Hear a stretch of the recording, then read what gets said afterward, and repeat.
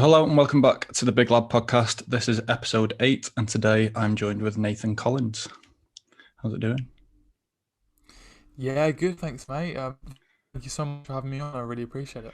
No worries. Do you want to just give yourself a bit of an introduction for the people at home and watching? Obviously my name's Nathan. I'm an online coach. I used to be a training teacher sort of 4 or 5 years ago. Obviously made the transition into coaching. First of all, kind of obviously one-to-one PTing, and then going into online coaching. And especially obviously as we know what happened last year, kind of fast tracked that process a little bit more, having to go full time online, and yeah, that's pretty much me, man. So you said you were becoming a trainee teacher. Was that in sports and PE and stuff like that, or was it something completely different? Yeah, so I went to university, got a sports development and coaching degree.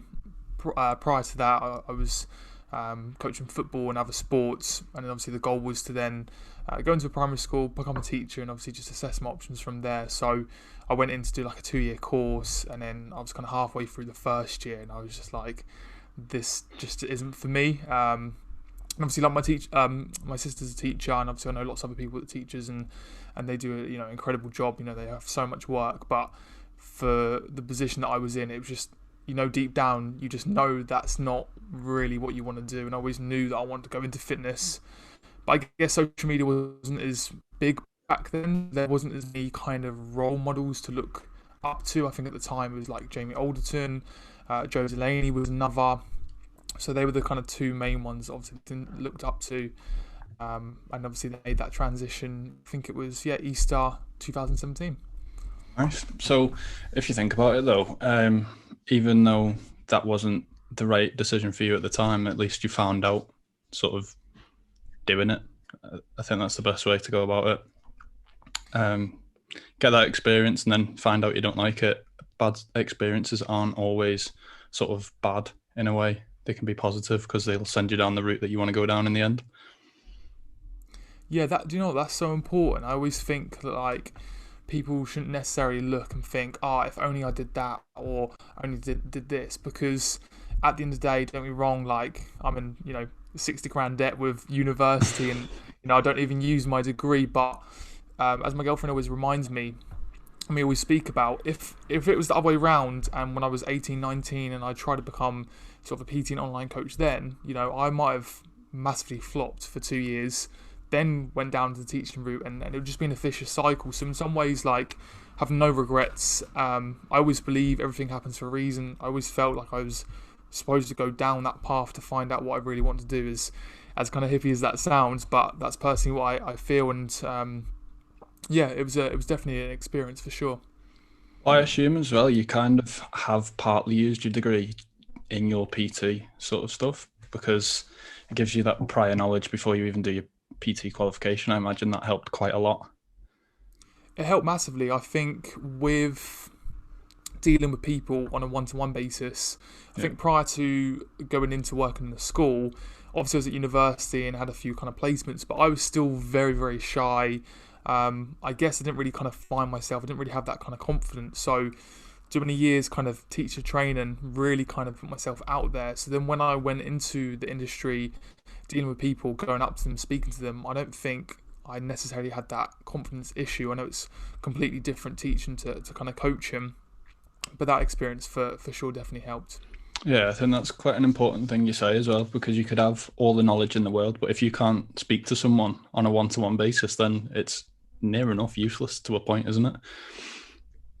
Yeah, I think anyone that's obviously listening to this that are in the industry and either like a personal trainer, online coach, or doing something different, if you don't have those kind of, I guess, people skills, Yeah. it's very hard to showcase all your passion, all the knowledge, all the help that you can offer to someone without actually being able to articulate and communicate with that particular person. Yeah, definitely. And it's like what you said, if you may have gone down the PT route at 18, you might have completely flopped. And I think at 18, you are obviously still gaining those interpersonal skills and still even growing up as a human being. And I think if you were to be an 18-year-old trying to take on clients that are maybe, well, the majority will be older than you, and it's quite hard to almost tell someone that's older than you to do something, I guess. Yeah, definitely. Like, I have the utmost respect for any kind of 18, 19, 20 year Yeah. olds that are getting into this industry, because it is very, I wouldn't say it's cutthroat, but you do have to, especially to begin with, you have to deal with a lot of like uncertainty and dealing with people, or maybe working people that sounds bad but necessarily you don't want to work with, and long term you're not going to be working with. So it definitely takes a lot of a lot to go into the industry, and I 100% agree. That's why I say like everything happens for a reason. I think at the age of, I think I was 22 at the time, just turned 22, I had enough experience behind me to really kind of push on. And like you said, if I went into it when I was 18, 19, would I be sitting here with podcasts for yourself talking about loads of other topics to do with fitness and business?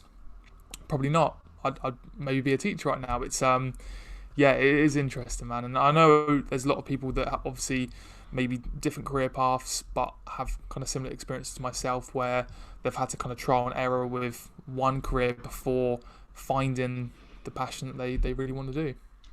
Yeah, well, it's like me. Like you started off as a teacher. I am currently, well, broadly speaking, an accountant. So Mm. nothing to do with fitness whatsoever. But because I've got a fitness background from a young age, and I've always been interested in it, and I've always been interested in doing my PT qualification, which is what I'm doing now. I'm doing my level 3 at the moment. Um, it's just one of those things, isn't it? Like different paths can lead you down completely different routes, and you've just got to trust the process, I guess. You do definitely, and for anyone listening to this podcast, like you said, you're an accountant, and obviously I don't know how many years you've been doing that and whatnot. And Six and a obviously half years 6.5 years, so since I you've was put a lot. 18. Yeah, That's incredible, and you've put a lot of time and effort into that, but at the same time you're absolutely, you're so relentless and consistent on social media. You're so passionate about fitness that why shouldn't you go ahead and do something different? You don't have to necessarily be down one road, and that's your lane, and that's exactly what you have to do. I think a lot of people should be learning a lot from yourself, that you can have both of those. And yeah, that's really important for sure. yeah. I think it's quite popular these days as well to almost have a bit of an online coaching side hustle as well. I've noticed quite a few people that have 9 to 5 jobs and then sort of maybe have 5 to 10 clients on the side, just to even earn just like a little bit of money on the side. But my plan is to sort of scale it to the point where I can almost do it full time. It's going to be sort of a transition process, I think. Sort of It's not going all in too early. it's going to take you time, and Yeah, I think like a lot of people that make that transition, you'll be very surprised. It does take them time as well. yeah, But like you said, if you have the experience, if you have value to offer, even if you're helping one person over the course of the year, or 10 people, yeah, those people are going to benefit from yourself or other people. Just because I know you're doing your qualification right now, but just because you have a qualification or you have a certificate in something doesn't necessarily mean that you can help someone. Yourself and other people, like I said, they've got lots of value to offer. So yeah, that's really exciting, man. yeah. I'm looking forward to it, and I think that brings us nicely onto our first topic, which is all about habits. And I think to start off with, we'll go with what actual habits do you currently have and why? Yeah, massive one. I think I spoke this on my on an Instagram post a I couple did of see days that one ago. actually. Yeah, Yeah, about non-negotiables, because for myself, like when you say habits, like I generally do think, I'd say a lot of people, obviously not everyone, but people do switch off. You think, oh, here you go again, like constant habits, so boring. Um, just the same thing doing, day in day out. But I definitely think that like for what I do in terms of being an online coach and being very consistent on social media, and trying to impact people's lives in terms of fitness, I think habits are really important and non-negotiables, because they're my values, they're my principles. So when I talk about trying to help someone with a particular fat loss goal or muscle gain goal, and we try and put those kind of habits in place to allow them to not necessarily think about that they're doing them, but still ultimately lead to that long-term result, I think is really important. So just to reel off a few of mine, like obviously I always try and read a chapter a day with a book over a certain kind of topic that I really want to kind of develop in and learn about. Steps, calorie output is really important. 3 to 4 liters of water every single day.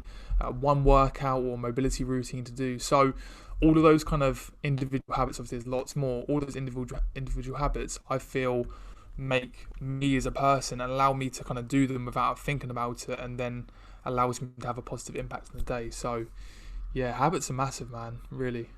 Yeah, it's more consistency, isn't it? At the end of the day, like there's no point in doing, say, a workout every day for 1 week. It's got to be over a sustained period of time to actually see a benefit, which I think is where a lot of people fall down. They think things are just going to happen in an instant when they don't realize you've got to. I think James Smith put it quite basic the other day. You're going to do the same 15 exercises for the rest of your life, and as long as you do them consistently, you're going to see results.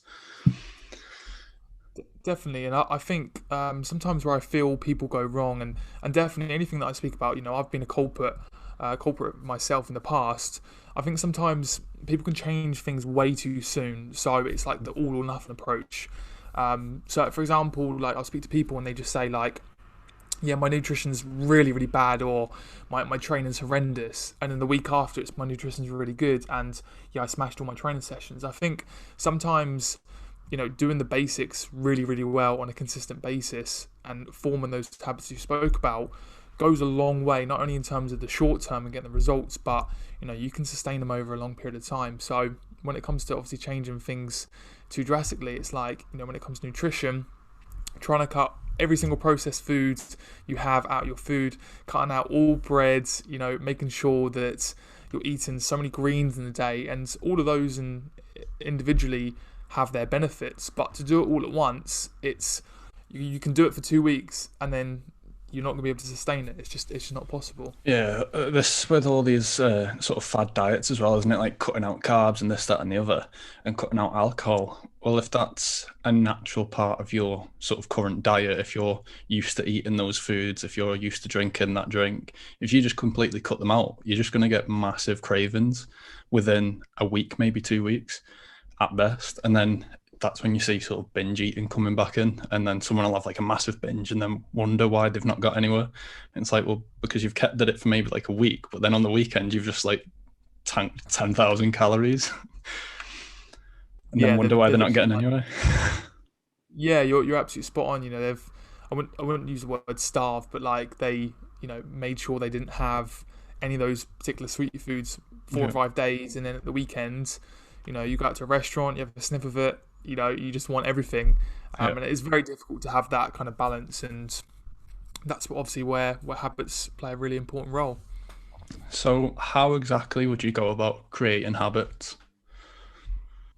Yeah, obviously it's a very difficult question to kind of answer, because obviously everybody is individual. But I personally feel like, I don't know if anybody's read James Clear, Atomic Habits book, but it talks a lot about obviously habit stacking. So it's putting habits on top of your current habits. So everybody already has a habit, whether it's to obviously clean your teeth or set an alarm for a particular day. Everybody has a routine or structure they follow. So I personally feel, whatever your particular goal is or whatever you want to change, just put a habit on top of your current habit. So for example, if you're not very good at getting your workouts in the following day, or you feel like in the morning it's all a bit rushed, well, after you clean your teeth, you could always set out your clothes to wear for the following day. So you kind of your initial habit is to clean your teeth, and then once you do that habit, afterwards I'm going to set my clothes out for the following day. And I think that's really important. I think that's a really nice place to start from, and that's what I do a lot of my team members. Rather than trying to change everything really really quickly, Yeah. it just doesn't work like that, unless the very odd person can do it from a mindset point of view and they're so purely focused on it. But when you've got a family, when you've got a really busy work life, when you've got other external factors, as we see what's happening in the world right now going on, it's very difficult to do that. So yeah, I think habit stacking is massive. Yeah, I've not actually read that book. It's on my list of books to read, but I've heard a lot of good things about it, and I like that sort of idea of habit stacking that you've just said. Like I've never heard of it before, but I think I've subconsciously sort of done it. Mm. It's sort of like, right, I'm going to do this and then this and then this, and you make a routine out of it, don't you? And then you get to the point where you almost feel awkward if you've not done it. And that's when you know that it's sort of ingrained. Like for me, sort of when the gyms are open, going to the gym for me, it doesn't seem like a chore because it's a natural thing. It's what I've always done. Whereas to someone who's new to the gym, getting to the gym after work might be a bit uncomfortable. But then once you get into that routine, it's right, I'm finishing work now, going to the gym. Then I'll have my dinner when I get home, sort of thing. When you do that for a sustained period of time, then it's a habit. And I think that links quite well with, I assume you've seen the Gymshark 66 thing that goes around on Instagram every year, just after, I think it's just after New Year, is it? Which is, if nobody's heard about that listening, basically, I think it's 66 days to make a habit stick, isn't it? Is that what it's all about? The whole, Yeah, I do know what I'm not actually too sure myself, yeah, but something like that. Yeah. yeah. And the only issue I have with that is I think people do it for the whole Instagram thing to try and win the competition for 66 days. But then what I wonder is whether they keep it going for the rest of the year, because obviously it comes around every year and I see like the same few people doing the challenge every year. And I'm like, well, have you not carried on what you did and the one last year throughout the year, or like what's going on? It's, it's massively important. I think something like that, like if someone's setting a habit or trying to find accountability for whatever they're doing, it's really important to then, prior to finishing that particular area they're focusing on, then already start planning for the next one. Or alternatively, you could think of setting a particular goal that you could use that habit to push you on. So like you said, in terms of workout, you finish work, you have food, you go for a workout.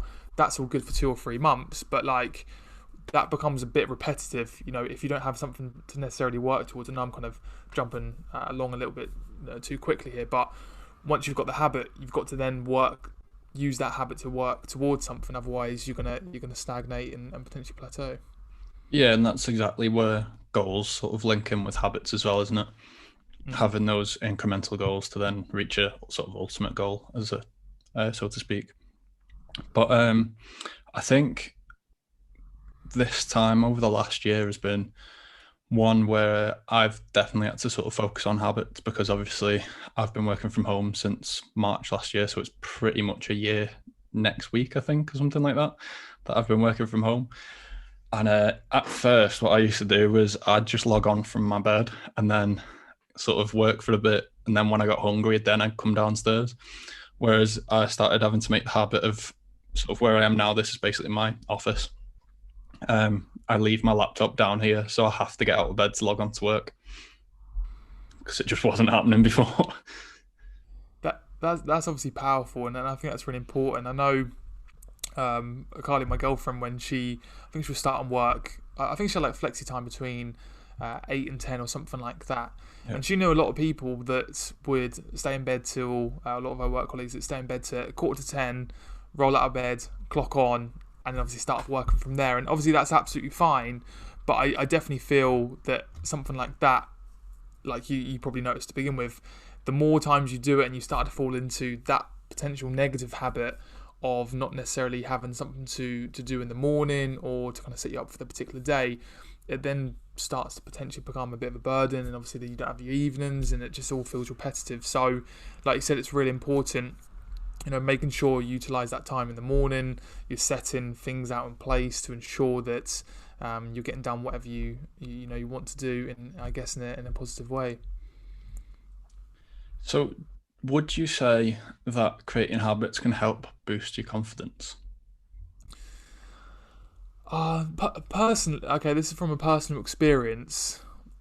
I would I would say yes, because when I guess when you have habits and then you kind of link it to obviously accountability to a degree and you tick those off, I feel confident that I've already completed, I guess, 6 tasks or 6 habits by 9 a.m. to allow me to push them for the rest of the day. And obviously, doing things like this, like podcasts and that, feel confident because I haven't got anything to necessarily worry about doing, which I've already kind of done. So I guess that point of view, like from my own personal experience, yes, but yeah, I don't know. potentially a bit of both. I would say that there is reasons for yes, but I wouldn't necessarily say 100. Like doing habits every single day naturally leads to an increase in confidence. What about you? I'd agree with you. So for me, like I'm off work today and tomorrow, but what I do most days is I just go into my notes, and if I'll plan it out the night before. So you can do the little sort of tick lists on your phone and Yeah, your notes. yeah. I'll write all the stuff that I need to get done before. Well, not necessarily before something, but I'll just do them and then obviously tick them off throughout the day. Sort of keeps you accountable, and then it, in a way, sort of keeps you confident that you've I don't know, I guess sort of accomplish something throughout the day. Like even in my work life, I write a list for the week of all the tasks I need to do by the sort of the end of the week, and then tick them off throughout the day. And then I guess that's a habit in a way. I know people would listen to this and like if we say like ticking those points off throughout the day or throughout the week is so pleasing. People are probably thinking that sounds so weird, but I promise you, like if you to do it for a period of time, Yep. I wouldn't say it becomes addictive, but it definitely comes very like yeah, it becomes so pleasing. But like what really helps that I found myself, I don't want to throw the word like kind of anxiety around too much and stuff, but I found prior to obviously habits and planning my particular day, I found that come 6 p.m. or 7 p.m. when I'm trying to relax in the evening, not try and do too much work, I got so much in my mind going on that I was very very anxious before bed. But once you kind of plan your particular day, like you said, and you have a mixture of your habits and tasks to do, and you start ticking them off, come 6 or 7, you've ticked them all off. Like you feel amazing. So Yeah. I guess from a confidence point of view, like you said, I guess that does come because then you've done everything you can. You can wake up, do the same thing or similar things the next day, and push on with everything for sure. Yeah, there's nothing worse than getting to that sort of 6, 7, 8 o'clock mark, and you look at that list, and there's still 2 or 3 items on there, and then you've got to carry on doing whatever you've got to do. And then sometimes you might have to go, right, that can wait till tomorrow, which I don't like doing. I just like to get rid of it. But there's nothing more satisfying than seeing a list just full of ticks. For sure, like you said, that's a completely different. Yeah, you then that's another challenge in itself. Like if you Yeah. have to feel over, then pull them over. But that's when obviously non-negotiables come in. Like what I try and do each day, which I'd highly recommend to anyone, is again like those habits. They're the non-negotiables, and then I create the negotiables. So there's some tasks that I need to do for that particular day. If I don't do them, it's fine because I'll just carry them over to the next day. And I think that those two parts of creating those habits and the tasks, ticking them off, that's amazing initially if you struggle with obviously like a little bit of anxiety and you feel like you're not being productive. Then when you start to have the few left over, you know then turn on to creating those non-negotiables and then negotiable. If you don't get them done, it's fine, we'll do them again we'll complete them the next day.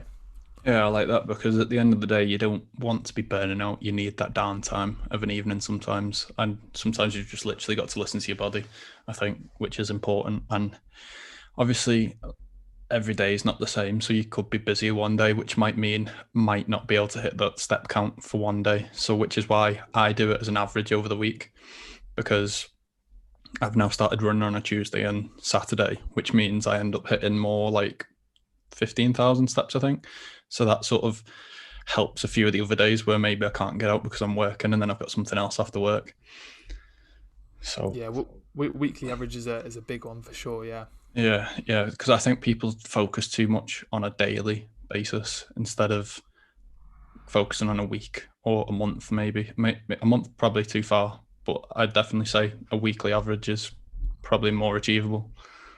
That's I guess that's the only negative downside of a particular habit is, for example, if you set yourself a goal of 10,000 steps every single day, you know, just throw your obviously your career and stuff like as an accountant, there might be some days where you have like massive deadlines or some weeks, which I'm assuming you do, Yeah. like. Not every day is going to be the same. Like one day you might only be able to get sort of 4,000. The next day might be 10,000. And then you're facing with, oh, but I want 10,000 every single day, and it kind of plays in your mind. So switching to something weekly, you can still have enough control of your time over the course of the week. So yeah, that's massive, George, for sure. Yeah, so to put it into perspective, like I sit here basically for 8 hours a day. So the only time I get out of my desk is basically to go to the toilet or to go to the kitchen for food. and most days after work, I'm looking at about 1,000 steps for the day. So for me, then, so say I finish at 4:30, 5 o'clock, I've got from maybe 5 until sort of 10, 11 o'clock to try and get all those steps in, which is just not so realistic, especially if like the weather at the moment, it's like hit and miss. Like the last thing I can be bothered doing is going out when it's chucking it down and it's blowing a gale. Mm. So I know you say about those non-negotiables, but there's some things I'm not bothered about the rain, but going from being in a warm house to going into the cold rain just doesn't appeal to me whatsoever. Um, I don't mind working out in the rain and things like that, but like obviously I'm doing my PT qualification, which is taking time, and I sort of have to weigh things up to say, right, what's more beneficial to me, doing my PT qualification or getting a couple of thousand steps in. I just think I'll make up for it on other days where I do more activity. Yeah, and then obviously that's where obviously you got to prioritize. You know, at the end of the day, throughout the whole week, got so much going on. You know, you can't get everything in, so then you have to obviously prioritize. You know, certain tasks over others. So yeah, that's definitely really important. Yeah, and I think going into our sort of next topic, I think that habits links in very well because obviously the gyms are well, we hope are opening up on the 12th of April. Um, and I think habits again are going to come into it quite a lot because a lot of people, like including yourself, you've had a small amount of weights, mainly resistance bands, haven't you? Mm. And I think the majority of people out there are probably in a similar position where they've not lifted anywhere near what weights they usually would in the gym. And I think people going into the gym need to realize that. Otherwise, there's going to be a lot of injuries if they go and try and lift their original weights because you're not going to be able to pick up from where you left off. Yeah, I think it's really important. Like I said, hopefully 12th of April in the UK, that will be the day. But those first initial couple of weeks, it's just getting back into the routine. Like you're so used to being at home, and lots of things open up socially. Obviously, your own individual things that you enjoy doing, like going to the gym. So it's then finding those individual habits of going to the gym at a certain time, and just getting back into what you're doing. And you know, if you like myself, obviously I bought a power tower. I'm still waiting on like some plates for a barbell, which haven't come. But you know, for the majority of all these lockdowns that we've been in, resistant bands and one dumbbell. So if you've been used to that, like myself, then obviously when we transition into the gyms and you've got hack squats, you've got chest press machines, you've got like row machines, you've got so much there. Just get back into it for the first couple of weeks and just start enjoying, you know, just training the gym again for sure. Yeah, I think it's important for people to definitely take the time because, like I said, like there's going to be a lot of injuries if you just try and go back in and go full like pelted it. So if you were going maybe the gym 5 times a week, I'd probably recommend you start more 3 times a week and sort of slowly build yourself back in. Otherwise, those DOMs are just going to get to the point where you just can't be bothered going because you're in that much pain. Yeah, I agree, and definitely focus so much like on like mobility and recovery, and Mm. I guess you know that's a habit in itself. You know, it's very easy to start doing those things and just kind of like falling off the wagon a little bit. And you know, myself, you know, I've been a culprit of it before, where I start doing like mobility routines, and then you know, I haven't done them for a few days, but you know, they definitely play their importance. Going back in the gym, looking after your body on the rest days, making sure we're foam rolling, making sure we've got our mobility routines there to increase the range of motion in our joints and muscles, getting hot baths, firmer guns or whatever they're called it, if you've got them. So yeah, that's really important. Like on your gym days and obviously on the rest days as well. But I think people need to understand rest days are just as important as actual training days because if you're not letting your body recover, then it's not going to be able to grow and essentially recover.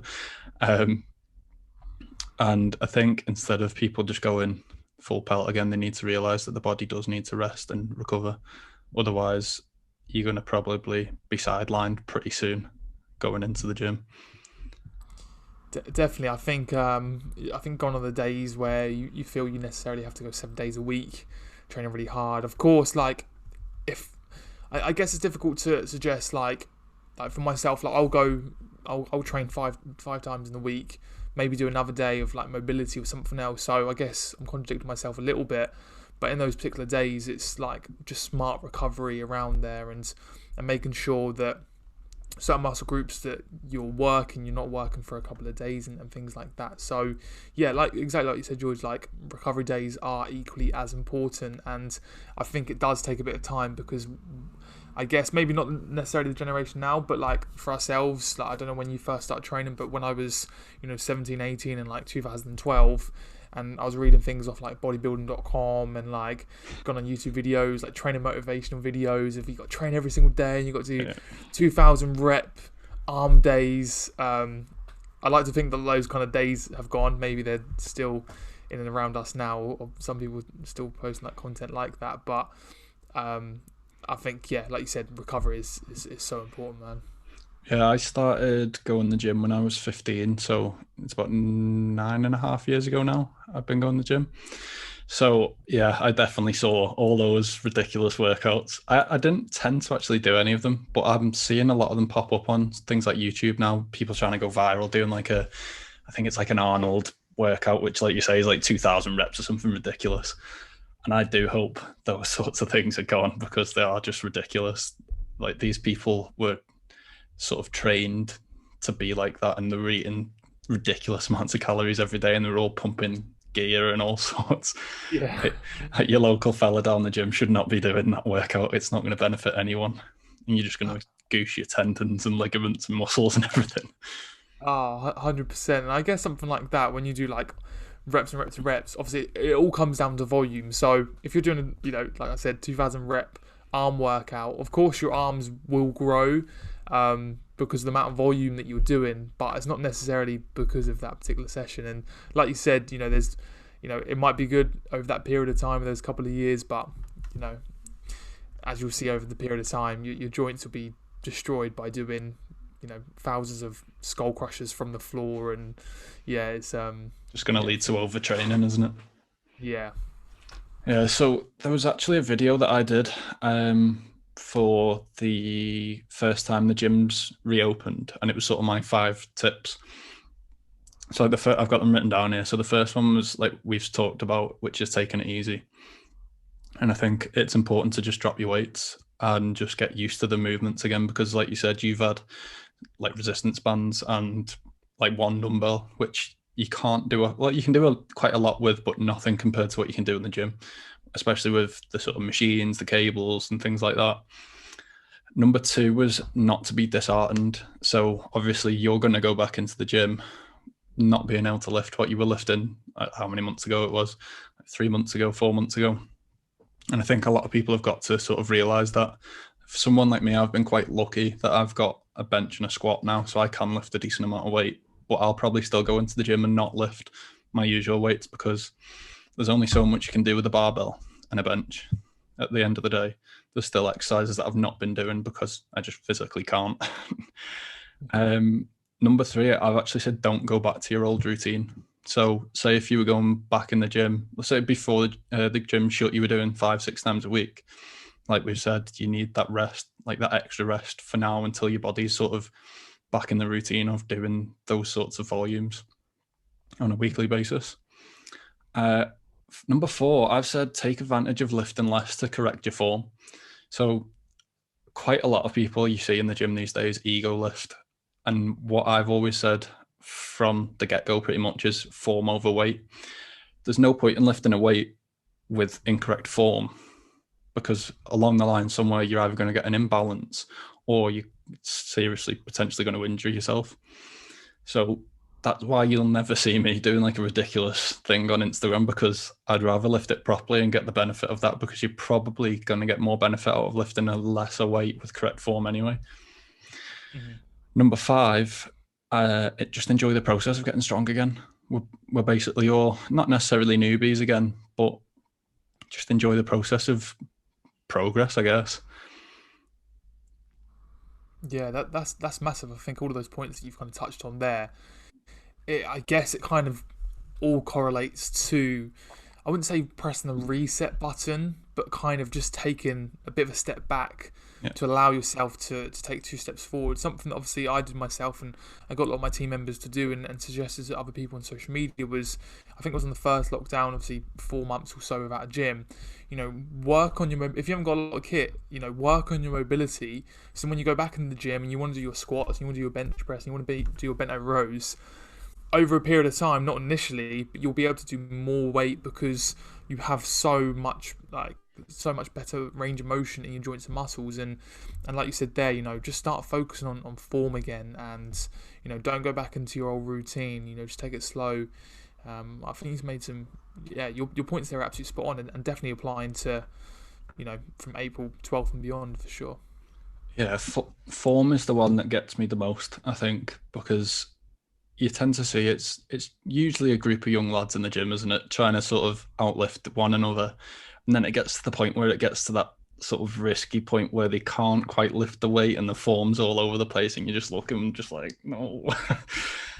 um, and I think it's just people just need to leave their ego at the door and just realize that they're going to get more benefit out of lifting a weight properly. With maybe you can throw a pause rep in there, a 1.25 rep.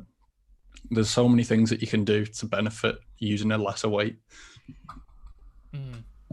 Yeah, definitely. I 100% agree. If you can create that foundation first with that particular weight, like you said, get that form, that range of motion, the tempo, the contraction there, gives you a really nice foundation to start with. And even if you don't even push on too much from there, you're probably gonna make more progress doing that properly than you will half repping or half squatting.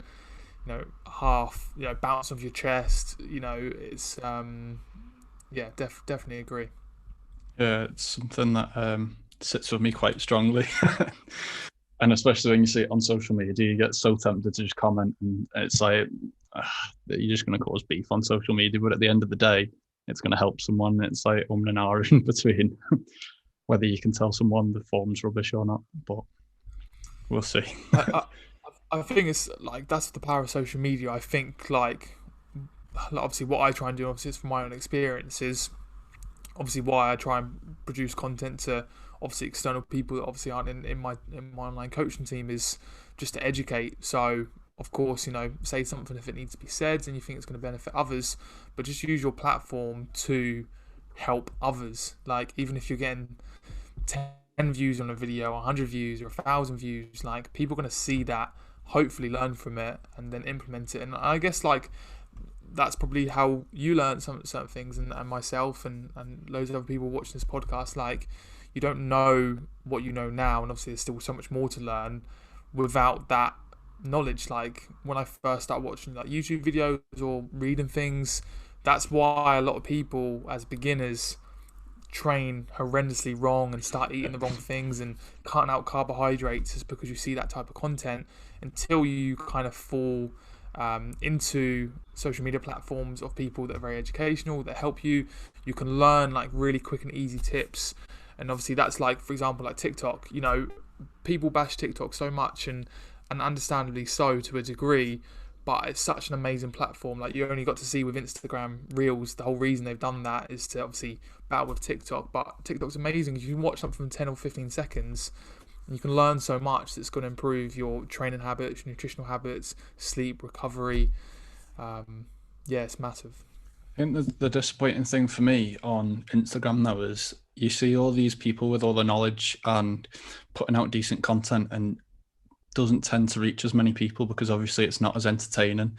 Quite a lot of the time it is those people doing stupid lifts like 1 rep max deadlifts and 1 rep max benches, overhead presses, you name it. It's all like you don't have to scroll far to see something, which is I think why people need, like, a lot of people don't understand that a like, a share, a save, comment helps and goes a long way.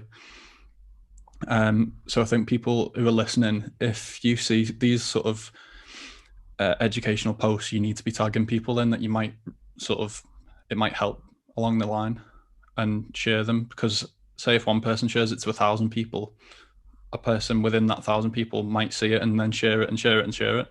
And I think that that needs to happen a lot more. And it is, to be fair, like you see the likes of James Smith and Darren Cartel and all those sorts of fellas on Instagram now that are putting these not motivational, educational posts out, and they are starting to reach people, and people are starting to understand the amount of rubbish that is out there on social media these days.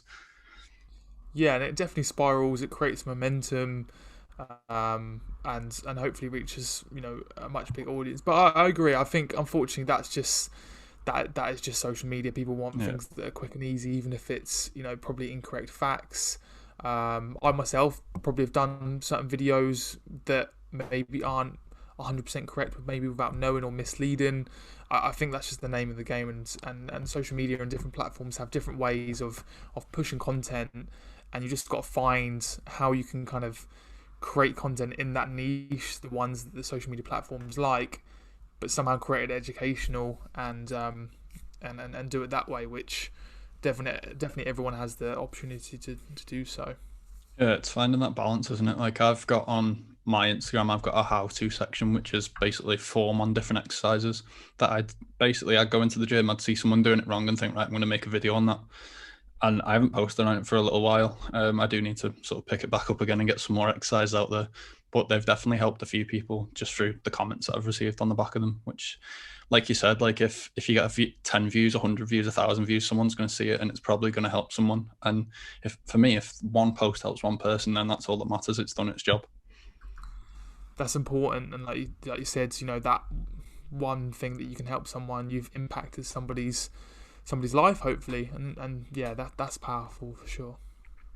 Yeah, and I'd personally like to see like in the gym, because obviously there's PTs that work on the gym floor, and I know sometimes they don't want to help people because they're not going to get paid for it, but it could be a potential client at the end of the day. If you go up and help someone with an exercise, they might not necessarily like being like someone coming up to them and saying, right, you need to do this, this, and this.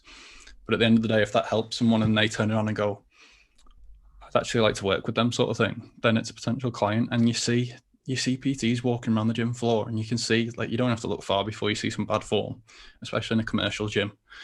Like I go to a JD gym. I'd just like to see people go up to them and sort of help them a bit more. Like I'd like to do it myself, but it's like there's that borderline, isn't there? Especially when I'm not qualified as a PT or anything like that. But yeah, it's a difficult one. It is a difficult one. It is a fine balance. If I'm honest, like obviously when I was on a gym floor, I would definitely speak to people, but I guess that's where, going back to the very start of our podcast and obviously the people skills, it's Mm. being able to articulate yourself and kind of help them in the correct way, and trying to define what the correct way is. It's not black and white. It's very difficult to obviously talk about, but there is definitely a way of helping people that you feel need to be helped, without sort of saying, yeah, do this, do that, because like at that particular time, whatever you're doing or whatever you're suggesting might not even be right anyway. Like Yeah, obviously not yourself or me, but just in general. So yeah, definitely, if you can pass on knowledge and you can do it in a really simple format that's going to benefit that person, then 100% go for it for sure. yeah, definitely. So just before we finish up, have you got any more tips on going back to the gym to add to the five? Do you know what? I just think like just enjoy it. Like Yeah. we, I'll happily admit this year has been tough for myself from a training point of view. Like obviously, I guess the weather doesn't help and space and things like that. But if you haven't got much equipment, like I'm craving getting underneath a barbell or getting into a hack squat, and I just can't wait for that. And I know a lot of people are the same, and maybe just don't take this time for granted again. And of course, we never know what the future's going to hold. But fingers crossed. Gyms might not be shut again, for however many years, and just never take this time for granted, and just enjoy it. Get back into the routine. Start setting yourself goals, and just make 2021 your year. Yeah, I think I'm going to be a bit of a kid in a sweet shop when the gym's open. I'm going to probably just go on everything that I've not been on for the past 3 months. I've definitely missed cables, like big time missed cables. So I am Yeah, looking I forward to agree. getting back on some cable. I'll probably first workout will probably just be a cable only workout. In your area for like an hour. Yeah, literally. Well, it's what I had to do actually before the gym shut. So when it was like a tiered system, Like the town on from us went to tier 4, but we were still tier 3. So a load of them came into our gym on the last day of the gyms like being open. And it was ridiculous. I basically got on a cable and just went, right, I'm staying on here because there's nothing else free. Like it was that busy. I'd never seen it so busy. And I spoke to one of the PTs in there and he said, this is only 80% capacity. I was like, what? There's like not a single item free. Like how can it be 80%? It's ridiculous. But yeah, Yeah, hopefully the gyms are open long period now because it's annoying, isn't it? The stop start getting back into it. yeah, definitely. Fingers crossed. Obviously, we never know what the next day brings, but once they're open, hopefully they're open, and yeah, and push on from there. Perfect. Right, I'll give you last opportunity to plug your Instagram where everyone can find you. Yeah, so my Instagram's Nathan, another N, and then Collins. Obviously, that's my Instagram, but of course, like, I use different social media platforms: TikTok, Twitter, YouTube. I think that's the majority of them. So if you go onto my Instagram, if you want to follow me on any of those, then just go straight into my link tree and you can check those out. What I'll do as well is if you're watching on YouTube, I'll put them all in the sort of bio thing below. But if you're listening this far and you are watching on YouTube, make sure you drop a like, and if you're new, subscribe, and we'll see you in the next one.